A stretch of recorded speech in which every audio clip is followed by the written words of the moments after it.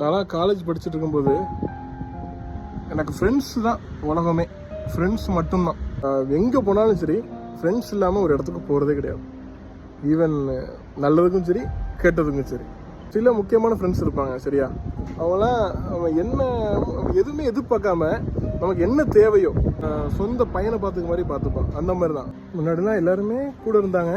இப்போ எல்லோரும் பல நாட்டில், பல ஊரில், பல வேலையில் நல்லா இருக்காங்க. பட் ஆனால் யாரையுமே பார்க்க முடியல, ஒன்றா பார்க்க முடியல. முக்கியமாக தனித்தனியாக பார்த்துக்கலாம். இப்போ நான் இங்கே துபாயில் இருக்கேன்.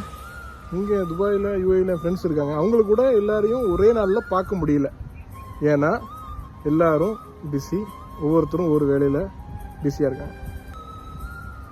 இதுதான் எனக்கு ஒரு சின்ன மன வருத்தமாக இருந்தாலும் ஒரு பக்கம் சந்தோஷமாகவும் இருக்குது.